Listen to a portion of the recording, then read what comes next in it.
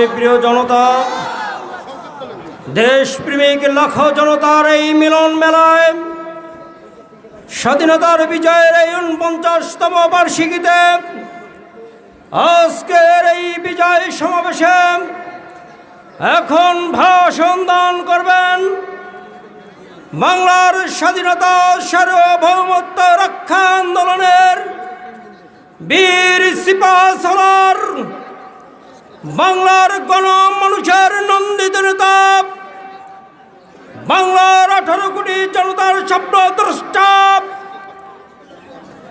এদেশের মানুষের বর্ষার স্থল, ইসলামী আন্দোলন বাংলাদেশের সংগ্রামী সিনিয়র নায়েবে আমির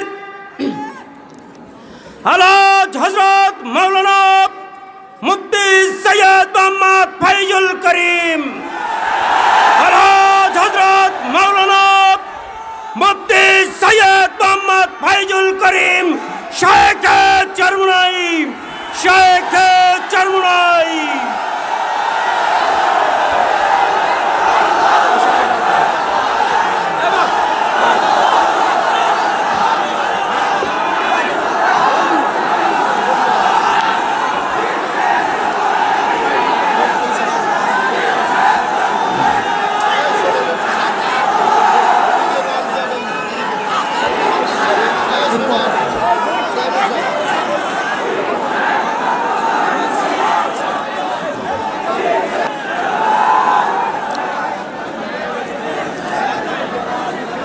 আসসালামু আলাইকুম ওয়া রাহমাতুল্লাহি ওয়া বারাকাতুহু।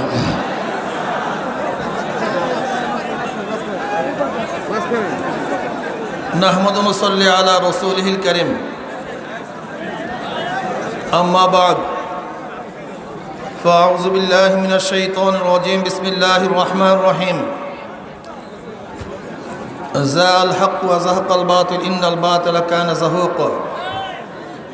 সাদাকাল্লাহুল আলিয়্যুল আযীম।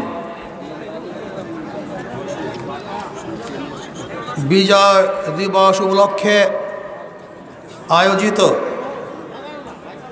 আজকে এ সম্মেলনের সম্মানিত সভাপতি, ওলামায়ে কেরাম, সর্বস্তরের এ দেশপ্রেমিক, এই মাটি প্রেমিক, এই বাংলাদেশ প্রেমিক ভাইয়ারা আমার, স্বাধীনতা হয়েছিল আজকের থেকে ৪৯ বছর আগে। আশা করা যায় আগামী বছর ৫০ বছর পূর্তি হবে। আজকে স্বাধীনতা উত্তর ভেবেছিলাম এবং আমাদের স্বাধীনতা স্থপতি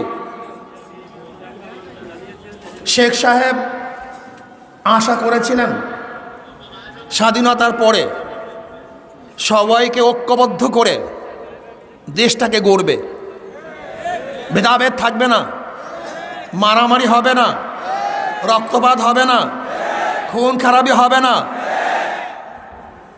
যে মা বোনেরা ধর্ষিত হয়েছে দ্বিতীয়বার আর আমাদের মা বোনদের ইজ্জতহানি হবে না।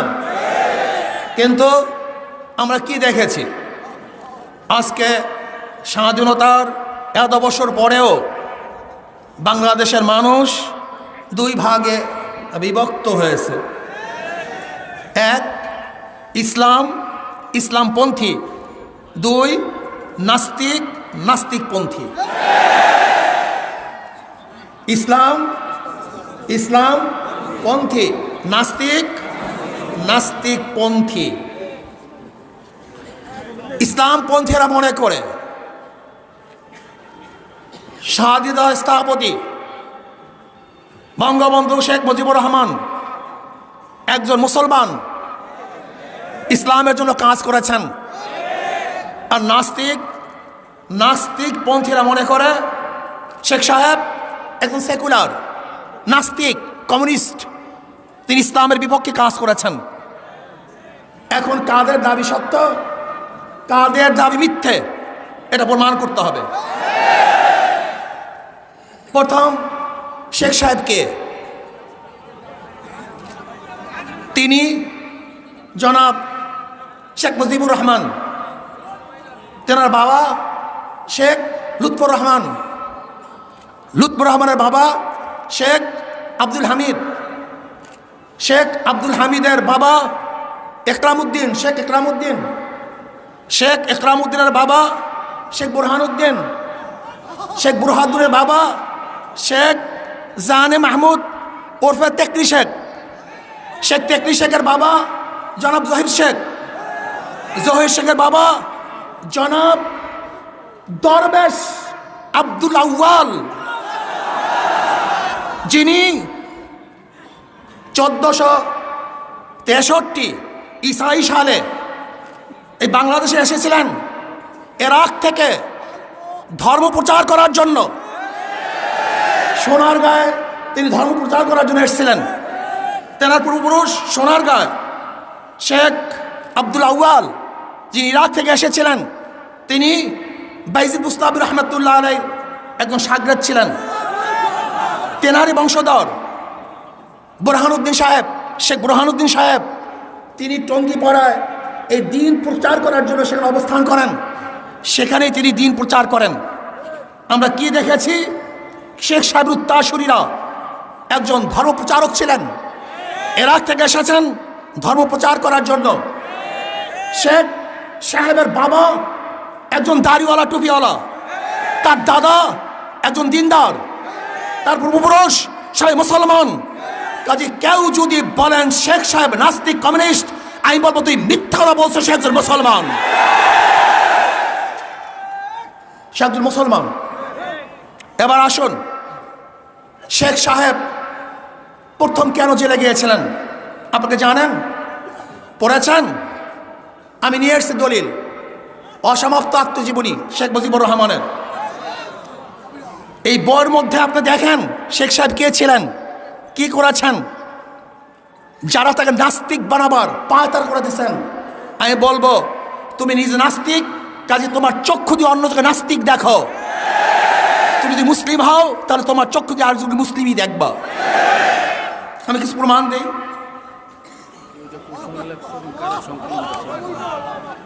এটা হলো আমাদের বর্তমান মাননীয় প্রধানমন্ত্রী, তিনি সম্পাদনা করেছেন। এই বই উদ্বোধন করার জন্য দুই বোন খুবই কেঁদেছিলেন। জেলখানায় বসে তিনি এই বই লিখেছিলেন। শেখ সাহেব প্রথম জীবনে জেলে গিয়েছিলেন, তখন তিনি অষ্টমে পড়েন বা সপ্তমে পড়েন। তিনি এসছেন বাড়িতে, তাকে বলা হলো হিন্দু জমিদার একজন মুসলমানকে ধরে নিয়ে গেছে। তিনি তার দল বল নিয়ে সেই বাড়িতে গেলেন যে ছেড়ে দেন, কিন্তু না, ছাড়ে নাই। তখন তিনি জোর করে তাকে নিয়ে এসছে। এরপর সেই হিন্দু জমিদার তার বিরুদ্ধে কেস দিয়েছিল, সেই কেসেই তিনি প্রথম জেলে গিয়েছিলেন। এরপর মধ্যে এরপরে শেখ সাহেবের এক একটা ইতিহাস আমি বলবো। আমরা তাকে শুধু মনে করি, আজকে আমি বক্তৃতা করব না, আমি কিছু বই পড়ে শোনাবো। আজকে বক্তৃতা করব না, জাহেল এবং মূর্খদেরকে শোনাবো যে সে কি ছিলেন।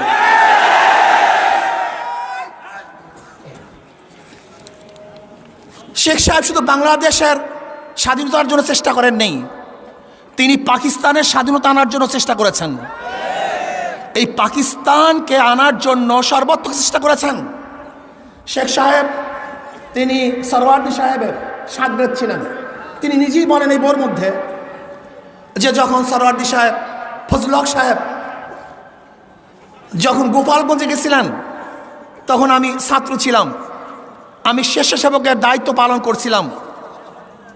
সবাই অংশগ্রহণ করতেছে, কিন্তু একদল লোক অংশগ্রহণ করে নাই, হিন্দু বন্ধুরা অংশগ্রহণ করছে না। আমি চিন্তা করলাম কেন? আমি একজনকে প্রশ্ন করেছি, কিরে তোর অংশগ্রহণ করছিস না কেন?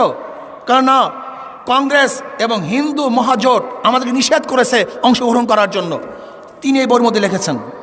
তিনি কি বলেছেন যে না, এখন পাকিস্তান না করলে আর মুসলমানদের উপায় নাই, কাজে অবশ্যই আমাদেরকে পাকিস্তান করতেই হবে।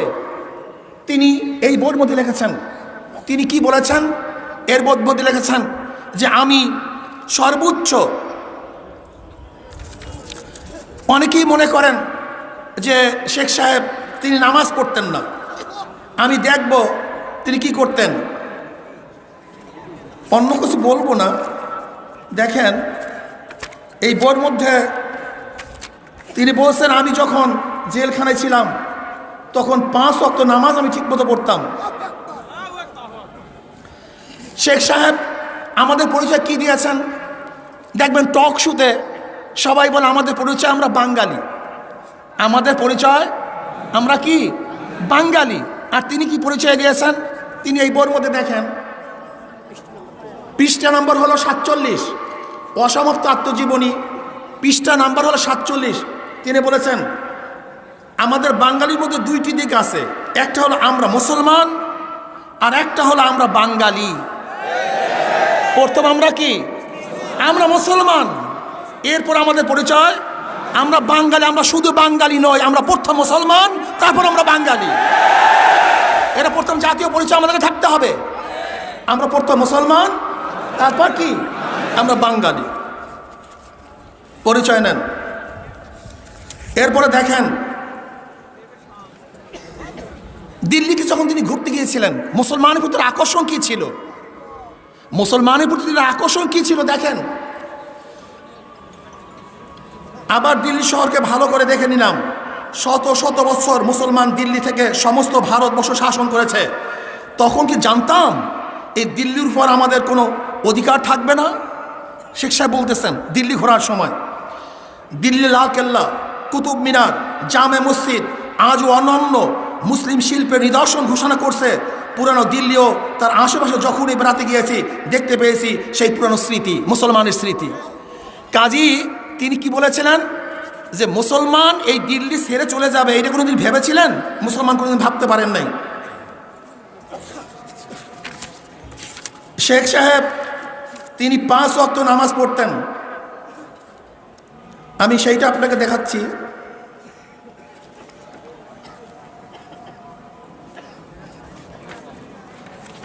তিনি একজন মুসলিম লিডার ছিলেন। তিনি বলেন, এর 169 পৃষ্ঠা, কি বলেন, মাওলানা সাহেবের সাথে আমরা 3 জনই নামাজ পড়তাম। মাওলানা সাহেবের সাথে আমরা 3 জনই নামাজ পড়তাম। মাওলানা সাহেব মাগরিবের নামাজের পরে কোরআন মজিদের অর্থ করে আমাদেরকে বুঝাতেন। রোজই এটা আমাদের জন্য বাঁধা নিয়ম ছিল, রোজই আমাদের এটা বাঁধা নিয়ম ছিল। মসজিদের অর্থ করে, কোরআন মজিদের অর্থ করে আমাদের বোঝাতেন। রোজই এটা আমাদের জন্য বাঁধা নিয়ম ছিল। শামসুল হক সাহেব নিয়ম নিয়ে বিপদ হতো, 1 ঘন্টার কমে কোনো নামাজই শেষ করতেন না। শামসুল হক সাহেবকে আরে না, যিনি আওয়ামী লীগের প্রথম সেক্রেটারি জেনারেল, যিনি আওয়ামী লীগের প্রথম সেক্রেটারি জেনারেল, সেই শামসুল হক সাহেবের কথা বলতেছেন। কি বলতেছেন যে শামসুল হক সাহেবকে নিয়ে বিপদ হতো, 1 ঘন্টার কমে কোনো নামাজই শেষ করতে পারতেন না। একটা সেজদায় 8-10 মিনিট লাগিয়ে দিতেন, মাঝে মাঝে চক্ষু বুঝে বসে থাকতেন। এটা শামসুল হক সাহেবের কথা, যারা আওয়ামী লীগকে নাস্তিক বানায়। শুধু তাই নয়, গোলাম মোহাম্মদ সাহেবের কাছে যখন শেখ সাহেব গেলেন আমাদের শেরে বাংলা ফজলুল হক সাহেবের সাথে, তখন তিনি গভর্নর জেনারেল ছিলেন। তিনি বলছেন, এখানে কি শেখ মুজিব আসছে? গোলাম মোহাম্মদ সাহেব তিনি তাকে চিনতেন না। তখন বলছেন, হ্যাঁ আসছে। কই সে ছেলেটা? শেখ সাহেব বলেন, তিনি তখন আমাকে তার কাছে নিলেন, আমাকে বলল, অনেকেই বলে তুমি নাকি কমিউনিস্ট, তুমি নাকি কমিউনিস্ট। তখন শেখ সাহেব আমি উত্তর কি দিয়েছিলাম, যদি সরওয়ার্দী সাহেব কমিউনিস্ট হয় তাহলে আমিও কমিউনিস্ট, আর সরওয়ার্দী সাহেব যদি কমিউনিস্ট না হয়, অন্য কিছু হয়, আমি তাই। কত সুন্দর জবাব। তখন মোহাম্মদ আলী সাহেব তেনার মাথায় হাত বুলিয়ে দিয়েছিলেন এবং বলেছেন, তোমার বয়স অল্প, তুমি বেঁচে থাকো, তুমি দেশের খেদমত করো। আর সরওয়ার্দী সাহেব একজন পাক্কা মুসলমান ছিলেন, তিনি দেশের স্বাধীনতার জন্য চেষ্টা করেছেন এবং শেখ সাহেব তারই একজন শাগরেদ, এবং শেখ সাহেব সরওয়ার্দী সাহেবের হাত ধরেই রাজনীতি অবতীর্ণ হয়েছিলেন। আমি প্রশ্ন করতে চাই, শেখ সাহেব দীর্ঘদিন পর্যন্ত রাজনীতি করেছেন, সরওয়ার্দী সাহেবকে নিজের বাবার সমতুল্য মনে করতেন, এই বইয়ের মধ্যে তিনি লিখেছেন। কিন্তু আমি প্রশ্ন করতে চাই, শেখ সাহেব 75 পর্যন্ত বেঁচে ছিলেন, কিন্তু কই সোহরাওয়ার্দী সাহেবের তো একটা মূর্তি তিনি স্থাপন করেন নেই।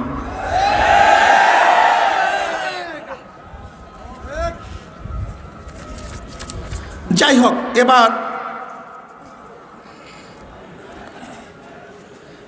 অনেকেই বলে আমরা কারোর সাথে মিলি না কেন। শেখ সাহেব তার জবাব দেয়, কারণ যাদের সাথে নীতির মিল নাই তাদের সাথে মিলে সাময়িকভাবে কোনো ফল পাওয়া যেতে পারে, তবে ভবিষ্যৎ ঐক্য থাকতে পারে না। তাতে দেশের উপকার হওয়ার চেয়ে ক্ষতি বেশি হয়ে থাকে। এজন্য যাদের সাথে নীতির মিল নাই এদের সাথে আমরা মিলতে পারি না। আমি কথাটা বুঝাতে পারছি? যে অনেক কথা তো সময় লাগবে।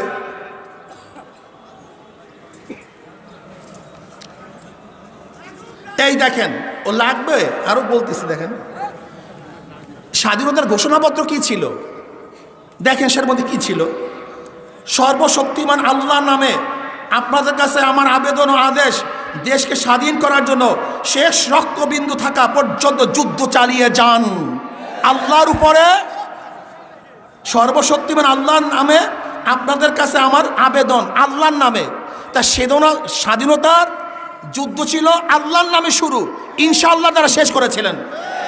এবার আসেন, এটা হলো পিনাকা ভট্টাচার্যের মুক্তিযোদ্ধার বয়ানে ইসলাম। যদি ওনার রেফারেন্স, ওনার না, বিভিন্ন রেফারেন্সের বইয়ে লিখেছেন, আমি সেই সম্পর্কে কিছু জানাতে চাই। আমরা এগুলি জানা উচিত। এবার শোনেন, বাংলাদেশের মুক্তিযুদ্ধ নেতৃত্ব দানকারী রাজনৈতিক দলের নাম নিঃসন্দেহে আওয়ামী লীগ। আলোচনা শুরুতে মুক্তিযুদ্ধের আগে পরে বাংলাদেশের আওয়ামী লীগের নীতি নির্ধারিত দলিল, বক্তব্য, কর্মসূচি, ইসলাম ও ইসলামের অনুষঙ্গ কিভাবে ছিল, প্রথমে আমরা তার একটু সন্ধান করব। এখানে 6টি আলাদা রেফারেন্স তুলে সেই সন্ধানে যাব। খুব ভালো মতো বুঝতে হবে। 1, 1969 সালে প্রস্তাবিত খসড়া সংবিধানে সংশোধনী বিলে সংবিধানে ইসলামী Republic of Pakistan, Islami Republic of Pakistan শিরোনাম সহ এক ইসলামী আদর্শ বহাল রাখার বিষয়ে আওয়ামী লীগ সম্মতি জানিয়েছিল। 2, পাকিস্তান আওয়ামী লীগ তাদের কাউন্সিল অধিবেশনের 6 জুন 1970 যে কর্মসূচি গ্রহণ করে সে বিষয়ে পরের দিন 7 জুন দৈনিক ইত্তেফাক পত্রিকায় একটি রিপোর্ট ছাপা হয়। রিপোর্টটা কি? যেখানে বলা হয় কোরআন ও সুন্নাহর নির্দেশের বিরুদ্ধে পাকিস্তানে যাতে কোনো আইন পাশ না হতে পারে তার জন্য আওয়ামী লীগ শাসনতান্ত্রিক বিধান রাখার কথাও দলীয় কর্মসূচি ঘোষণা করে। শাসনতন্ত্রের মধ্যে ধর্মীয় প্রতিষ্ঠান সমূহের পবিত্রতা রক্ষার গ্যারান্টি দেওয়া হইবে এবং সকল পর্যায়ে ধর্মীয় শিক্ষাদানের প্রয়োজনীয় ব্যবস্থা করা হইবে। আইনের দৃষ্টিতে সংখ্যালঘু সম্প্রদায় সমমর্যাদার অধিকারী বিবেচিত হইবে এবং আইনের দ্বারা সমানভাবে তাদের নিরাপত্তা বিধান করা হইবে। সংখ্যালঘুদের নিজ নিজ ধর্ম আচরণ, প্রচার ও ধর্মীয় শিক্ষা প্রদানের পূর্ণ স্বাধীনতা থাকিবে। নিজ নিজ ধর্মীয় প্রতিষ্ঠান রক্ষা করার ব্যাপারেও তাদের পূর্ণ স্বাধীনতা থাকিবে। নূহ উল আলম লেলিন সম্পাদিত বাংলাদেশ আওয়ামী লীগ সংক্ষেপ ইতিহাস ও নির্বাচিত দলের সময় প্রকাশনা 2015 পৃষ্ঠা 255-57। 3, 1970 সালে নভেম্বরে সাধারণ নির্বাচনের আগে বেতার ও টেলিভিশনে বঙ্গবন্ধু একটি ভাষণ দেন। সেই ভাষণে লেবার সর্বস্ব ইসলাম নয় অংশে তিনি বলেন, দেখেন কি বলেন শোনেন, আমাদের বিরুদ্ধে অপপ্রচার করা হচ্ছে, আমরা ইসলামী বিশ্বাসী নই। এই কথার জবাবে আমরা সুস্পষ্ট বক্তব্য, লেবার সর্বস্ব ইসলামে আমরা বিশ্বাসী নই, আমরা বিশ্বাসী ইনসাফের ইসলামের। আমাদের ইসলাম হজরত নবী করিম সাল্লাল্লাহু আলাইহি ওয়াসাল্লাম ইসলাম, যে ইসলামে জগৎবাসীকে শিক্ষা দিয়েছে ন্যায় ও সবিচারের অমোঘ মন্ত্র। ইসলামের প্রবক্তা সে যে পাকিস্তানের মাটিতে বরাবর যারা অন্যায়, অত্যাচার, শোষণ, বঞ্চনার পৃষ্ঠপোষকতা করে এসেছেন, আমাদের সংগ্রাম সেই মুনাফিকদের বিরুদ্ধে। যে দেশে শতকরা 95 জন মুসলমান সে দেশে ইসলাম বিরোধী আইন পাশের ভাবনা ভাবাতে পারেন, তারাই ইসলামকে যারা ব্যবহার করে দুনিয়াটা শায়েস্তা করার জন্য। শোনেন, মজার মজার কথা আজকে শোনাবো, অনেক মজার কথা। নাস্তিকদের মূল উৎপাটন করতে হবে আমাদের। 4, 70 নির্বাচনী বিজয়ের পরে 3রা জানুয়ারি রমনায় একটি সমাবেশে শেখ মুজিবুর রহমান বিরোধীর এই ক্ষতিকর প্রচারণ উড়িয়ে দেন যে তার দল মুসলমানদের দল নয় এবং আওয়ামী লীগের মুসলমান ঐতিহ্যের চাইতে হিন্দু ঐতিহ্যকে ধারণ করে। সমাবেশে কোরআন তেলাওয়াত দিয়ে শুরু হয় এবং বক্তৃতা শেখ মুজিবুর রহমান আল্লাহর ধর্মকে রাজনৈতিক কার্ড হিসেবে ব্যবহারের বিরুদ্ধে সতর্ক করে দেন। তিনি উচ্চস্বরে আসসালামু আলাইকুম বলে তার বক্তব্য শুরু করেন এবং একটা প্রশ্ন ছুড়ে দেন, ন্যাশনাল এবং প্রাদেশিক অ্যাসেম্বলিতে আওয়ামী লীগ নেতা নির্বাচিত হওয়ার পরেও কোথাও কি ইসলামের চর্চা ও ব্যবস্থা সম্পর্কে আওয়ামী লীগকে জড়িয়ে কোনো অভিযোগ এসেছে? মানুষ কি তার নিজস্ব বিশ্বাস নিয়ে চলছে না? ইসলামে কি কোনো ক্ষতি হয়েছে? ইসলাম কি চলে গেছে? এই মহান ধর্ম কি আর কেউ এখন দীক্ষিত হচ্ছেন না? শেখ মুজিব বলেন আমি জানি আওয়ামী লীগের বিরুদ্ধে এই ঘৃণা প্রচার চালাতে পূর্ব পাকিস্তান কত টাকা ঢালা হয়েছে। সমাবেশে আন্দোলন নিহতদের মাগফিরাত কামনার জন্য ফাতিহা পাঠ করা হয়। সমাবেশে যারা নিহত হয়েছেন তাদের জন্য ফাতিহা পাঠ করা হয়। এর মধ্যেই আসলে আজান শুরু হয়েছে। শেখ মুজিবুর রহমান নিজেই সবার কাজ মুলতবি রাখার পরামর্শ দেন। তিনি আরও বলেন, আওয়ামী লীগ নয় বরং যারা তাদের ঘৃণ্য রাজনৈতিক উদ্দেশ্য চরিতার্থ করার জন্য ইসলামকে ব্যবহার করেছে তারাই ইসলামের ক্ষতি করেছে। সভা শেষে শেখ মুজিবুর রহমান নিজেই নারায়ে তাকবীর আল্লাহু আকবার ধ্বনি দিয়ে থাকেন। 5 70 নির্বাচনের মুক্তিযুদ্ধ শুরুর আগে মুহূর্তের সবচেয়ে উল্লেখযোগ্য রাজনৈতিক ঘটনা। এর আগে নির্বাচন ইস্তিহারের আওয়ামী লীগের স্পষ্টভাবেই ইসলাম প্রশ্নে তাদের অবস্থান ঘোষণা করেছেন। এইটা হলো সবচেয়ে গুরুত্বপূর্ণ। 70-এর নির্বাচনই হলো এদেশের স্বাধীনতার মূল ভিত্তি। 70-এর নির্বাচন হলো স্বাধীনতার মূল ভিত্তি। 5 70 নির্বাচনের মুক্তিযুদ্ধ শুরুর আগে যে করছে 70 নির্বাচন মুক্তিযুদ্ধ আগের মুহূর্তে সবচেয়ে উল্লেখযোগ্য রাজনৈতিক ঘটনা। এর আগে নির্বাচিত আওয়ামী লীগের সুস্পষ্ট ইসলাম প্রশ্নে তাদের অবস্থা ঘোষণা করেছেন। 6 দফা বা আমাদের অর্থনৈতিক কর্মসূচি ইসলামকে বিপন্ন করে তুলেছে বলে যে মিথ্যা প্রচার চালানো হচ্ছে, সেই মিথ্যা প্রচার থেকে বিরত থাকার জন্য আমি শেষবারের মতো আহ্বান জানাচ্ছি। অঞ্চলে অঞ্চলে এবং মানুষের সুবিচারের নিশ্চয়তা প্রত্যাশী কোনো কিছুই ইসলামের পরিপন্থী হতে পারে না। আমরা শাসনতান্ত্রিক নীতির প্রতি অবিচল ওয়াদাবদ্ধ যে কোরআন ও সুন্নাহর নির্দিষ্ট ইসলামী নীতির পরিপন্থী কোনো আইন এদেশে পাশ হতে বা চাপিয়ে দেওয়া যেতে পারে না। 6 পাকিস্তান শাসকেরা 25শে মার্চের পরে গণহত্যা চালিয়েছে, আর তাদের সেই ঘৃণ্য কাজের পক্ষে সাফাই হিসেবে কখনো তা পাকিস্তানের অখণ্ডতা রক্ষার জন্য, আবার কখনো ইসলামকে রক্ষার জন্য করা হয়েছে বলে দাবি করা হয়েছে। কিন্তু বাংলাদেশের মানুষ সবসময় ইসলাম এবং মুসলমানদের কল্যাণের নামে করা এই কাজের রাজনৈতিক ধোঁকাবাজি হিসেবে দেখেছে। তৎকালীন পূর্ব পাকিস্তান রাজনৈতিক নেতারা তাদের বক্তব্যে বারবার প্রসঙ্গটি এনে জনগণের সতর্ক করেছেন। বঙ্গবন্ধু শেখ মুজিবুর রহমানও সে কথা উল্লেখ করেছেন। ঠিক এইভাবে জনগণকে ইসলাম মুসলমানের নামে স্লোগান দিয়ে ধোঁকা দেওয়া যায় না। ধর্মপ্রাণ বাঙালি মুসলমান তাদের ধর্ম ভালোবাসে, কিন্তু ধর্মের নামে ধোঁকা দিয়ে রাজনৈতিক কার্যসিদ্ধি করতে তারা দিবে না। 7 যে আওয়ামী লীগ মুক্তিযুদ্ধের রাজনৈতিক নেতৃত্ব দিয়েছে সেই আওয়ামী লীগের গড়ে ওঠা সকল পর্যায়ে ইসলাম সব সময় তার বয়ানে প্রধান উপাদান হিসেবে ছিল। যেমন আওয়ামী লীগের প্রতিষ্ঠিত হয়েছে যে সম্মেলনে, সেই সম্মেলনে আওয়ামী লীগের প্রতিষ্ঠার সাধারণ সম্পাদক শামসুল হক, ওই তো আমি শামসুল হকের কথা বলেছিলাম, মূল দাবি শীর্ষকে একটি পুস্তিকা পাঠ করেন।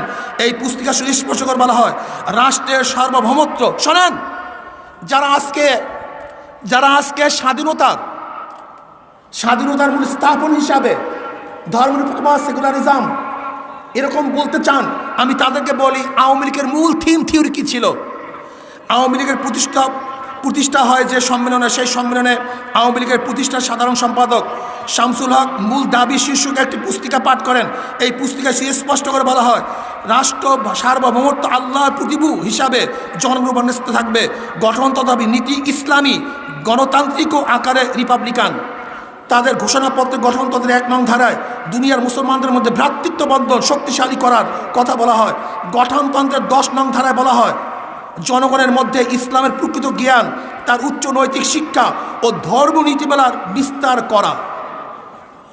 1954 সালে নির্বাচনে যুক্তফ্রন্ট, যার প্রধান শরিক ছিল আওয়ামী লীগ এবং নিজাম ইসলাম, মুসলিম লীগকে পরাজিত করে যুক্তফ্রন্টে 21 দফা কর্মসূচি মূল নীতি হিসাবে ঘোষণা করা হয় কোরআন সুন্নাহর মৌলিক নীতির খেলাফ কোনো আইন প্রণয়ন করা হবে না এবং ইসলামী সাম্য ভ্রাতৃত্বের ভিত্তিতে নাগরিকদের জীবন ধারণের ব্যবস্থা করা হবে। 1955 সালে যে মে মাসে পূর্ব পাকিস্তান আওয়ামী লীগের সভাপতি মাওলানা আব্দুল হামিদ খান ভাসানীর পক্ষ থেকে যে সাংগঠনিক প্রচারপত্র বের হয়, তার 17-18 নং দাবি ছিল এরকম: মদ, গাঁজা, ধ্যান, বেশ্যাবৃত্তি ইত্যাদি হারাম কাজ আইন করিয়া সম্পূর্ণ বন্ধ করিতে হইবে। 18 মুসলমান যাহাতে নামাজ, রোজা, হজ, জাকাত ইত্যাদি শরিয়াত সম্মত কাজে অবহেলা না করেন এবং সকল শ্রেণীর নাগরিকগণের চরিত্র গঠনের জন্য প্রচার বিভাগ খুলিতে হইবে, হিন্দু ও অন্যান্য ধর্মাবলম্বীদের জন্য অনুর ব্যবস্থা করিতে হইবে। আপনাদের খারাপ লাগতেছে না তো? আসল বাণী শুনিয়া যান, ধোকাবাজরা ধোকা দিতে পারিবে না। 1966 সালে তদানীন্তন আওয়ামী লীগের সভাপতি শেখ মুজিবুর রহমান 6 দফা পেশ করেন। পরবর্তীকালে এই 6 দফা বাংলাদেশের স্বাধীনতার আন্দোলন হিসাবে পরিগণিত লাভ করে। সেই 6 দফা ছিল মূল অর্থনৈতিক ও রাজনৈতিক দাবি। এতে কোনো ধর্মনিরপেক্ষতাবাদের কথা ছিল না, বরং প্রথম দফা ছিল লাহোর প্রস্তাবের ভিত্তিতে পূর্ণ স্বায়ত্ত শাসনের দাবি। 1969 সালের আইয়ুব বিরোধী ছাত্র গণ আন্দোলনের 11 দফা। 1970 সালে নির্বাচনের সময় আওয়ামী লীগের পক্ষ থেকে পরিষ্কার ঘোষণা দেওয়া হয় যে কোরআন সুন্নাহ বিরোধী কোনো আইন পাশ করা হবে না। নির্বাচনে আওয়ামী লীগ নিরঙ্কুশ বিজয় লাভ করার পরে তাদের সংবিধান কমিটি, এটা হলো 72-এর সংবিধানের আগে বিজয় হওয়ার পরে যে সংবিধান কমিটি গঠন করা হয়েছিল ডাক্তার কামারের নেতৃত্বে, সেই সংবিধানের কর্তৃক প্রণীত খসড়া সংবিধানের প্রস্তাবনায় তদানীন্তন পাকিস্তানের মুসলমানদের ব্যক্তিগত ও সামাজিক জীবনকে কোরআন সুন্নাহর আলোকে গড়ে তোলার কথা স্পষ্ট ভাষায় বলা হয়েছিল। এটা বাংলাদেশ স্বাধীনতা যুদ্ধের দলিলপত্র, সরকারিভাবে যে স্বাধীনতার যুদ্ধের দলিলপত্র, তার মধ্যে কথা লেখা আছে। 70 নির্বাচনের পর সংবিধান কমিটি প্রণীত খসড়া সংবিধানে রাষ্ট্রের মূলনীতি হিসাবে নিম্ন বিষয়গুলি সন্নিবেশিত হয়েছিল। কোরআন সুন্নাহ বিরোধী আইন পাশ করা হবে না, কোরআন ইসলামিয়া শিক্ষা দেওয়ার ব্যবস্থা থাকবে, মুসলমানদের মধ্যে ইসলামী নৈতিকতা উন্নয়নের পদক্ষেপ নেওয়া হবে। সম্প্রতি প্রকাশিত শেখ মুজিবুর রহমানের রচনা সংগ্রহে 1970-এ নির্বাচনে জয়ী হওয়ার পর আওয়ামী লীগের ঘোষণাপত্রে শাসনতন্ত্রের মৌলিক বৈশিষ্ট্য বিষয়ে তার মতামত পাওয়া যাচ্ছে। 1. জনসংখ্যা বিপুল সংখ্যাগরিষ্ঠ অংশে প্রিয় ধর্ম হলো ইসলাম। আওয়ামী লীগ এই মর্মে সিদ্ধান্ত নিয়েছে যে শাসনতন্ত্র সুস্পষ্ট গ্যারান্টি থাকবে যে পবিত্র কোরআন ও সুন্নাহে সন্নিবেশিত ইসলামী নিদর্শনাবলী পরিপন্থী কোনো আইন পাকিস্তানে প্রণয়ন বা বলবৎ করা চলবে না। শাসনতন্ত্র ধর্মীয় প্রতিষ্ঠানসমূহের পবিত্রতা রক্ষার গ্যারান্টি সন্নিবেশিত হবে। সর্বস্তরের ধর্মীয় শিক্ষা সম্প্রসারের জন্য পর্যাপ্ত বিধি ব্যবস্থা গ্রহণ করা হবে। সংখ্যালঘুর আইন, যাই হোক, আমি এই কথা প্রমাণ করতে চাই। আমি একটা বাংলাদেশ ইতিহাস নিয়ে আসছি। Doctor Mohammad Abdur Rahim, doctor Abdul Matin Chowdhury, doctor A B Mahmud, doctor Sirajul Islam, এর মধ্যে আপনারা পড়ে দেখবেন। আমি প্রশ্ন করতে চাই যে স্বাধীনতার আগ পর্যন্ত আওয়ামী লীগ গঠন হয়েছিল 1949 সনে, স্বাধীনতা হয়েছিল 1971 সনে। এই 1949 থেকে 71-এর আগ পর্যন্ত আমাকে দেখান 6 দফা, 11 দফা, 21 দফা, কোনো দফার মধ্যে, কোনো বক্তৃতার মধ্যে, কোনো আলোচনার মধ্যে, কোনো ইস্তাহারের মধ্যে সেকুলার শব্দ আছে কি নাই? সেখানে ধর্মনিরপেক্ষ শব্দ আছে কি নাই? সেখানে সমাজতন্ত্রবাদ আছে কিনা আপনি দেখান। আমি চ্যালেঞ্জ দিলাম যে স্বাধীনতার আগ পর্যন্ত 6 দফার মধ্যে, 11 দফার মধ্যে, 21 দফার মধ্যে কোনো জায়গায় ধর্মনিরপেক্ষতা ছিল না, সমাজতন্ত্র ছিল না, পরিপূর্ণ ইসলামের কথা। আজকে তারা ভাবতেছেন যে স্বাধীনতার মূল স্তম্ভ সমাজতন্ত্রবাদ, গণতন্ত্রবাদ, জাতীয়তাবাদ, ধর্মনিরপেক্ষতাবাদ। আমি বলবো এটা 72-এর সংবিধানে স্থাপন করা হয়েছে, কিন্তু স্বাধীনতার সংগ্রামে এই কথা বলা হয় নাই। বরং স্বাধীনতা সংগ্রাম হয়েছিল 3টা নীতির ভিত্তিতে। কয়টা নীতির ভিত্তিতে? সাম্য, মানবিক মর্যাদা, ন্যায় বিচার। বলেন কি? সাম্য, মানবিক মর্যাদা, ন্যায় বিচার, এইটাই ছিল স্বাধীনতার মূল ভিত্তি বলে স্থাপনা। আজকে যারা মনে করতেছেন স্বাধীনতার অর্থই হলো নাস্তিকতা, স্বাধীনতার অর্থই হলো মসজিদ না থাকা, স্বাধীনতার অর্থই হলো মাদ্রাসা বন্ধ করে দেওয়া, স্বাধীনতার অর্থই হলো টুপিকে অপমান করা, স্বাধীনতার অর্থই হলো দাড়ি মুখে না রাখা, স্বাধীনতার অর্থ হলো সুন্নাত মোতাবেক না চলা, স্বাধীনতার অর্থ হলো আলেমদেরকে ঘৃণা করা, স্বাধীনতার অর্থই হলো ইসলামকে তিরস্কার করা, স্বাধীনতার উত্তর হলো ইসলামকে ধ্বংস করা। আমি মনে করবো তুমি স্বাধীনতার উত্তর, স্বাধীনতার তুমি ভুল আকাঙ্ক্ষা রক্ষা করো নাই, বরং বাংলাদেশকে ধ্বংস করার চক্রান্তে লিপ্ত হয়েছ। ভাইয়ারা আমার, আমি বলতে চাই আজকে যারা স্বাধীনতা বলতেছেন, আপনি কি স্বাধীনতার অবস্থা জানেন? স্বাধীনতা করেছেন? স্বাধীনতার অবস্থা সম্পর্কে আপনার জানা আছে? আপনার আদৌ জানা নেই, আদৌ জানা নাই। বরং স্বাধীনতা করা হয়েছিল এদেশের মানুষকে ন্যায় বিচার, ইনসাফ এবং মানবিক মর্যাদাকে রক্ষা করার জন্য। আমরা এই দেশ 3 বার স্বাধীন করেছি। প্রথম স্বাধীন করেছি ব্রিটিশ থেকে, দেশ স্বাধীন করেছিলাম।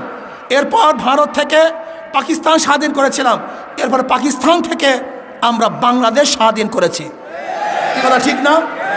আজকে নাস্তিকের গোষ্ঠী ইসলামকে বিচলিত করার চক্রান্ত করতেছে, ইসলামকে ধ্বংস করার চক্রান্ত করতেছে, ইসলামকে ধূলিসাৎ করার চক্রান্ত করতেছে।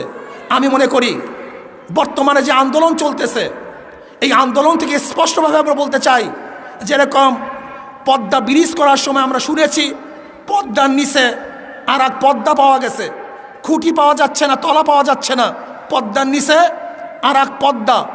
আর আমরাও মনে করতেছি আজকে সরকারের পিছনে আর এক সরকার আছে। সরকারের পিছনে কি? সরকারের নিচে আর এক সরকার আছে। আজকে ইসলামের জাগরণ দেখে, আজকে হাজার হাজার মুসলমান মুমিন দেখে, লক্ষ লক্ষ মুসলমান দেখে, ইসলামের জাগরণ দেখে ইসলাম বিদ্বেষীরা সহ্য করতে পারছে না, লুটেরা সহ্য করতে পারছে না, লুচ্চারা ব্যস্ত হয়ে গেছে, ডাকাতরা চিন্তিত হয়ে গেছে, ঘুষখোররা তারা ঘুম হারাম করে ফেলছে। অবস্থা কি হয়? ইসলামী জাগরণ যেভাবে শুরু হয়েছে, আমাদের লুচ্চামির কি অবস্থা হবে? আমাদের মদের কি অবস্থা হবে? আমাদের গুন্ডামির কি অবস্থা হবে? আমরা বলবো শেখ সাহেব তিনি আইন করে মদ বন্ধ করে দিয়েছিলেন, বেশ্যাখানা তিনি বন্ধ করেছিলেন। আজকে যারা বেশ্যাখানা করার চিন্তা করতেছ, আজকে নারী ধর্ষণের অভয় অরণ্য যারা দেশটাকে করতে চাও, তোমাদের কোনোদিন আশা সফল দেশে করতে দেওয়া হবে না ইনশাআল্লাহ।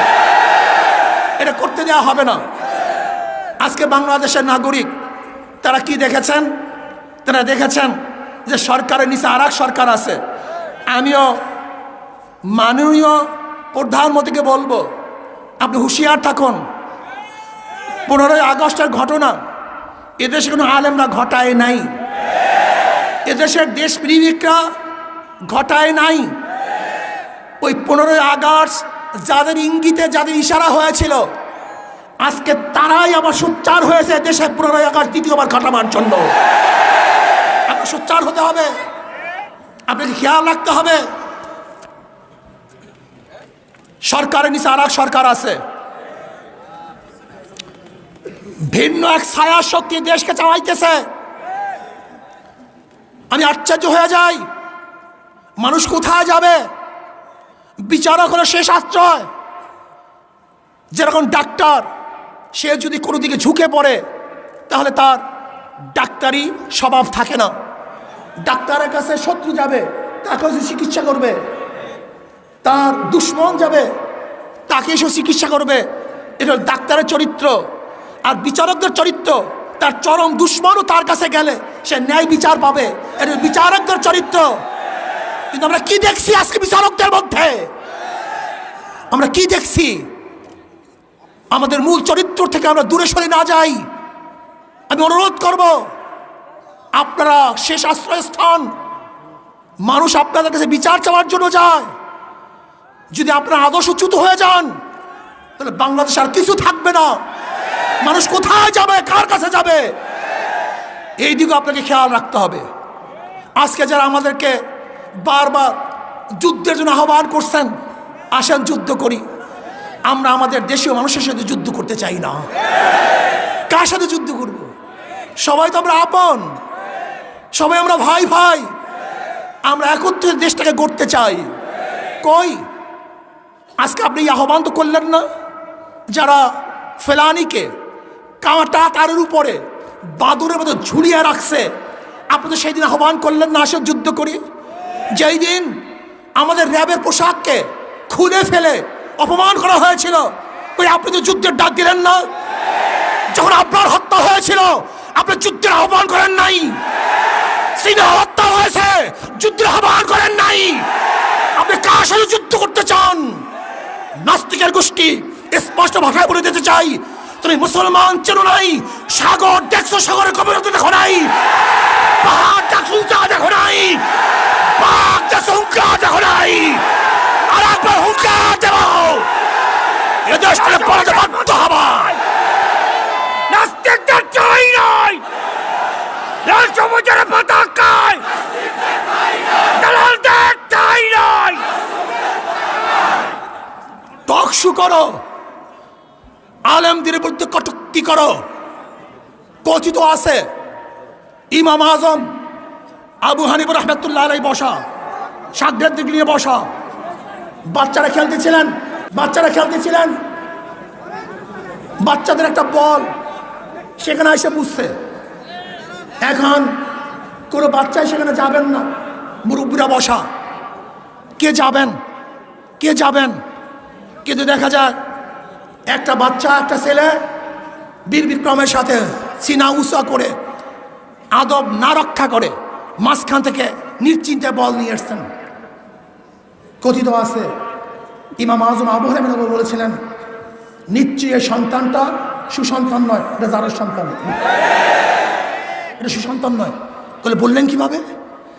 বলে অবৈধ সন্তান ছাড়া আলেম থেকে বিজ্জিত করতে পারে না, অসম্মান করতে পারে না। পরবর্তী দেখা যায় আসলেও সেই সন্তানটা সুসন্তান ছিল না, কুসন্তান ছিল। আমি চ্যালেঞ্জ দিয়ে বলতে পারি, চ্যালেঞ্জ দিয়ে, আজকেও আলেম দিকে যারা কটূক্তি করে, ঘৃণা করে, গালি দেয়, ওরা সুসন্তান না, ওরা কুসন্তান, অসুপত্য হতে পারে না, ওরা কুসন্তান। আজকে দেশটাকে ইসলাম গ্রহণ করেছে। শোনেন, আমি আগে বলেছি পদ্মার নিচে আর এক পদ্মা পাওয়া গেছে, সরকারের নিচে আর এক সরকার পাওয়া গেছে। আপনি জানেন এদেশের চাকরি কোথা থেকে আসে? আপনি জানেন চাকরি কে দেয়, কাদের ইশারা চাকরি হয়? আপনারা জানেন না। উপর থেকে বলা হয় অমুক অমুক অমুক জায়গায় বসাও, সেখানে সেই অনুযায়ী বসানো হয়। ইসকন এদেশের চাকরি নির্ধারণ করে, ইসকন এদেশের চাকরি নির্ধারণ করে। আপনি কি জানেন এদেশের অবস্থা কি? যে দেশের রেমিটেন্স বিদেশি কর্মচারী আমাদেরকে দিয়ে পাঠায়, অথচ 10 লক্ষ ভারতের লোক এদেশে চাকরি করার ভিত্তিতে কোটি কোটি মিলিয়ন ডলার উপরে চলে যায়। আমি চাই না আমার কি হবে। ভারতের বিরুদ্ধে, মোদী সরকারের বিরুদ্ধে কেউ কথা বলে না। আমরা ভারত বিরোধী নই, আমরা ইসকন বিরোধী, মোদীর বিরোধী। যারা এই দেশটাকে গিলে ফেলতে চায়, পানি ছাড়া এই দেশটাকে গিলে ফেলতে চায়, আমরা তাদের বিরোধী। যারা এই দেশকে গিলে ফেলতে চাও, আমরা তাদের জন্য কাটা হয়ে যাব। যারা এই দেশকে ধ্বংস করতে চাও, আমরা তাদের জন্য প্রাচীর হয়ে যাব।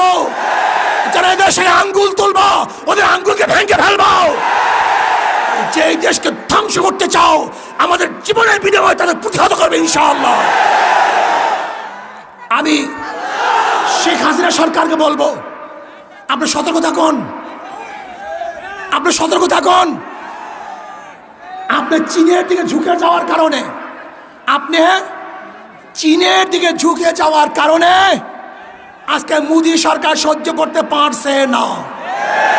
মোদী সরকার সহ্য করতে পারছে না। ব্যালেন্স রাখার জন্য আজকে সবাই চিন্তা করতেছে কি করব, না জানি কি হয়, অমুক হয় তমুক হয়। আমি আপনাকে বলবো, শেখ হাসিনা সরকারকে বলবো, আপনি কি জানেন 15 আগস্ট কেন হয়েছিল? যখন শেখ সাহেব গান্ধীজির কথা অমান্য করে ওয়াইসি সম্মেলনে যোগ দিয়েছিল এবং এই দেশটাকে বৃহত্তম দ্বিতীয় মুসলমান কান্ট্রি ঘোষণা করেছিল। আজকে সেই দিনই উপরের ফয়সালা হয়ে গেছিল যে শেখ সাহেবকে আর এই দুনিয়াতে রাখা যাবে না। আজকে যারা শেখ সাহেবকে মহব্বত করতেছেন, ভালোবাসতেছেন, আমি প্রশ্ন করতে চাই, তিনি যখন 15 আগস্টের পরে 36 ঘন্টা বসেছিলেন, এই নেতারা কোথায় ছিলেন? এত মহব্বত কোথায় ছিল? এত ভালোবাসা কোথায় ছিল?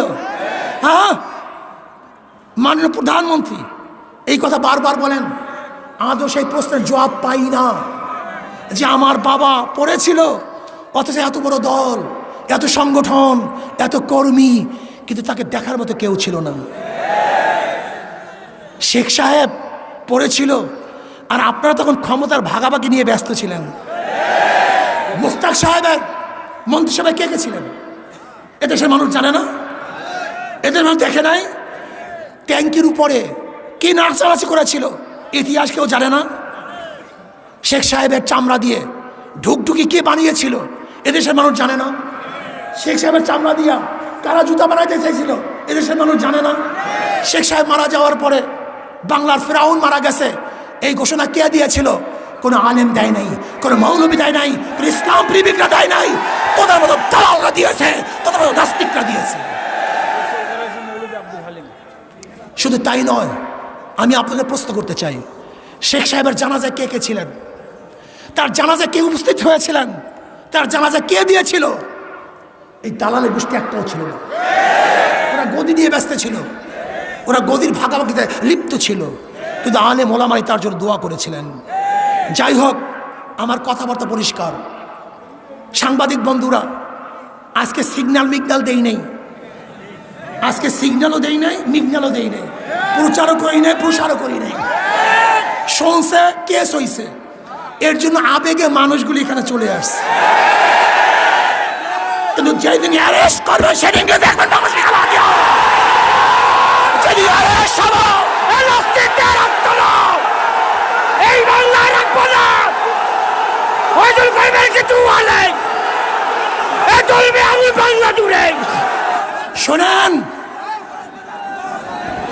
আমাদেরকে জেলের ভয় দেখে কোনো লাভ নেই।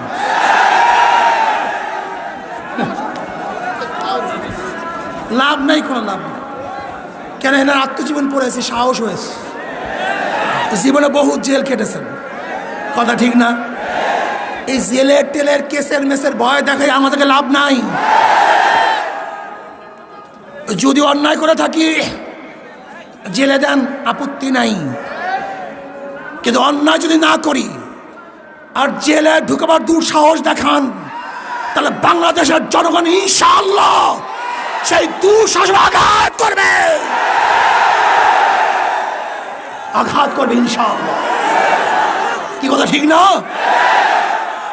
যেই দিন এই হাতের মধ্যে হ্যান্ডকাপ লাগবে অন্যায় ভাবে, সেই দিন বাংলাদেশের জনগণ এই হ্যান্ডকাপকে ছিঁড়ে ফেলবে ইনশাআল্লাহ। আপনারা ভাবছেন যে জেলের তকমা আর কেসের তকমা দেখালি ইঁদুরের মতো পালিয়ে যাব। ইঁদুরের বাচ্চা পালাতে পারে, শিয়ালের বাচ্চা পালাতে পারে, ভোজরের বাচ্চা পালাতে পারে, বিড়ালের বাচ্চা পালাতে পারে, কিন্তু শেখ ফজলুল করিমের সৈয়দ ফজলুল করিমের বাচ্চা পালাতে পারে না। সৈয়দ শাহের সন্তান পালাতে পারে না, ওমরের সন্তান পালাতে পারে না, আবু বকরের সন্তান পালাতে পারে না। মারা যাব, শির উঁচা করে মরব, রক্ত দেব ইসলামের জন্য, রক্ত দেব, জীবন দেব ইসলামের জন্য, জীবন দেব, এই দেশ রক্ষা করার জন্য জীবন দেব। সাম্য, মানবিক মর্যাদা, ন্যায় বিচার প্রতিষ্ঠা করার জন্য প্রয়োজনে রক্ত দেবে ইনশাআল্লাহ। নারায়ে তাকবীর, নারায়ে তাকবীর।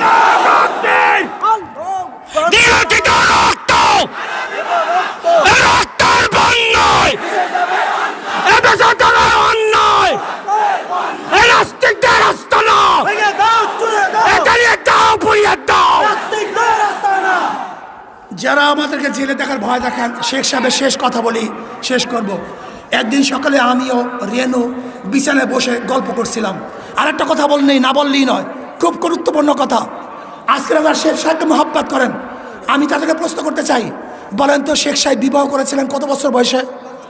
12-13 তার বয়স ছিল। কত বছর বলেন? বলেন তো। রেনু ফজিলাতুন্নেসা তার স্ত্রী, তার তখন বয়স ছিল কত? 3 বছর। কত বছর? জোরে বলেন। তখন তার বয়স ছিল 3 বছর। তার বাবা মারা যায় 5 বছরে, তার মা মারা যায় 5 বছরে, 7 বছরে তার দাদা মারা যায়, 7 বছরে তিনি তার ঘরে চলে আসেন। আমি প্রশ্ন করতে চাই, যারা শেখ সাহেবকে মহাব্বত করেন আজকের থেকে সংসদে বিল উত্থাপন করেন, যেমন শেখ সাহেব বিবাহ করেছিল 12-13 বছর বয়সে, আমাদেরকে আইন পাশ করতে হবে আমরা 12-13 বছর বয়স বিবাহ করব। আজকে আইন পাশ করতে হবে রেনু বিবি যেরকম বিবাহ হয়েছিল 3 বছর বয়সে, আমাদের মেয়েদেরকেও 3 বছর বয়সে বিবাহ দিতে হবে। এইটা তো শেখ সাহেবের মহাব্বত নাকি? মহাব্বত করো না। একদিন সকালে আমিও রেনু বিছানায় বসে গল্প করছিলাম, হাসুও কামার নিচে খেলছিল। হাসু মাঝে মাঝে খেলা ফেলে আমার কাছে আসে আর আব্বা আব্বা বলে ডাকে। কামাল চেয়ে থাকে। এক সময় কামাল হাসুরিকে বলছে, হাসু আপা তোমার আব্বাকে কি আমি একটু আব্বা বলি? আমি আর রেনু দুজনেই শুনলাম। আস্তে আস্তে বিছানা থেকে উঠে যে ওকে কোলে নিয়ে বললাম, আমিও তোমার আব্বা। কামাল আমার কাছে আসতে চাইতো না, আজ গলা ধরে পরেই রইল। বুঝতে পারলাম এখন আর ও সহ্য করতে পারছে না। নিজের ছেলে অনেক দিন না দেখলে ভুলে যায়। আমি যখন জেলে যাই তখন ওর বয়স মাত্র কয়েক মাস। রাজনৈতিক কারণে, শোনেন, রাজনৈতিক কারণে একজনকে বিনা বিচারে বন্দি করে রাখা আর তার আত্মীয় স্বজন ছেলে মেয়েদের কাছ থেকে দূরে রাখা যে কত বড় জঘন্য কাজ তা কে বুঝবে? মানুষ স্বার্থের জন্য অন্ধ হয়ে যায়। আমিও শেখ হাসিনা সরকারকে বলবো, আপনিও স্বার্থের জন্য অন্ধ হয়ে যায়েন না। আল্লাহ আমাকে এবং আমাদের সবাইকে এই স্বাধীনতা পালন করার তৌফিক দান করেন। আমার জন্য দোয়া চাই, আমিও দোয়া করি। সজাগ থাকতে হবে, চৌকান্না থাকতে হবে।